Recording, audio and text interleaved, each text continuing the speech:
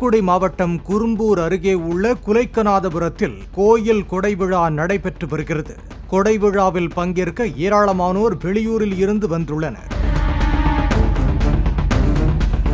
கொடைவிழாவுக்கு வந்த இளைஞர்கள் சம்பவத்தன்று இரவு 11 மணி அளவில் திருநெல்வேலி திருச்செந்தூர் நெடுஞ்சாலையில் பைக் சாகசத்தில் ஈடுபட்டு வந்துள்ளனர். அப்போது இரு பைக்குகள் நேருக்கு நேர் மோதின.